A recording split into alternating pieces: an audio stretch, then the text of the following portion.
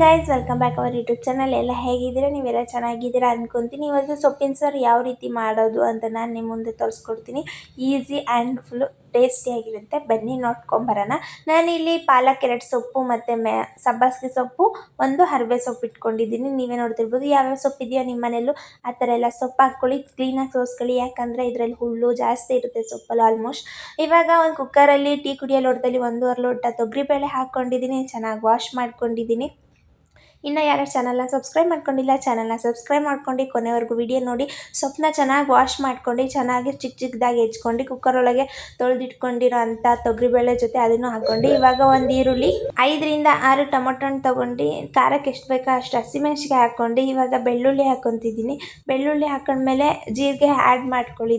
ಇದಕ್ಕೆ ಅರಿಶಿನ ಪುಡಿ ಬೇಕು ಅಂದರೆ ಅರಿಶಿನ ಪುಡಿನೂ ಹಾಕ್ಕೊಳ್ಳಿ, ಎಣ್ಣೆ ಬೇಕು ಅಂದರೆ ಎಣ್ಣೆನೂ ಹಾಕ್ಕೊಂತಾರೆ ಒಬ್ರೊಬ್ರು, ಉಪ್ಪು ಹಾಕ್ಕೊಂತಾರೆ. ಸೊ ನಾನು ಆ್ಯಡ್ ಮಾಡ್ತಾ ಇಲ್ಲ, ಎಲ್ಲ ಒಗ್ಗರಣೆಗೆ ಮಾಡೋದು. ನಿಮಗೆ ನೀರು ಎಷ್ಟು ಹಿಡಿಯುತ್ತೆ ನೀರು ಅಷ್ಟು ಹಾಕ್ಕೊಂಡು 5ರಿಂದ 6 ವಿಸಲ್ ಚೆನ್ನಾಗಿ ಮೆತ್ತಗಾಗೋವರೆಗೂ ವಿಸಲ್ ಓಡಿಸಿ. ನೀವೇ ನೋಡ್ತಾ ಇರ್ಬೋದು ಇವಾಗ ನೆಕ್ಸ್ಟ್ ಯಾವ ಥರ ಆಗಿದೆ, ಯಾವ ಥರ ಎಲ್ಲ ಬೆಂದಿದೆ ಅಂತ. ಇದನ್ನು ಚೆನ್ನಾಗಿ ಸ್ನ್ಯಾಶ್ ಮಾಡ್ಕೊಳ್ಳಿ. ಇದು ನಿಮಗೆ ಭಾಳ ನೀರು ಏನಾದರೂ ಇಕ್ಬಿಟ್ಟಿದ್ರೆ ನೀವು ಒಂದು ಪಾತ್ರೆಯಲ್ಲಿ ನೀರೆಲ್ಲ ಸೋಸ್ಕೊಂಡು ಸೊಪ್ಪು ಟೊಮೊಟೊ ಹಣ್ಣೆಲ್ಲ ಇರುತ್ತಲ್ಲ ಸಪ್ರೇಟ್ ಮಾಡ್ಕೊಂಡು ಚೆನ್ನಾಗಿ ಸ್ನ್ಯಾಶ್ ಮಾಡಿಕೊಂಡ್ರು ಅದನ್ನು ಸೂಪರಾಗಿರುತ್ತೆ ಟೇಸ್ಟು.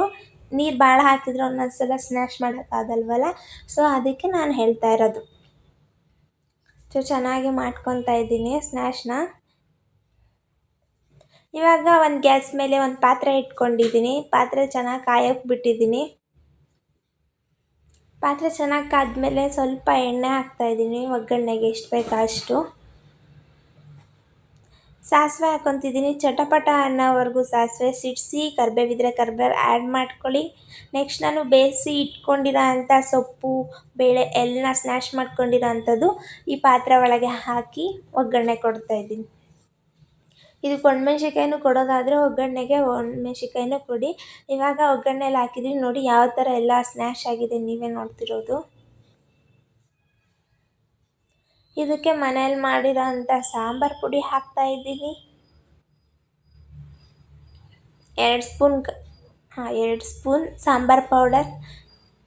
ಖಾರ ಪುಡಿ ಏನು ಬೇಡ, ಯಾಕಂದರೆ ನಾವು ಹಸಿಮೆಣ್ಸಿಕಾಯಿ ಹಾಕಿದ್ದೀವಲ್ಲ, ಸೊ ಖಾರ ನೋಡ್ಕೊಂಡು ಮಾಡಿ. ರುಚಿಗೆ ತಕ್ಕಷ್ಟು ದೊಡ್ಡ ಉಪ್ಪು ಹಾಕ್ತಾಯಿದ್ದೀನಿ.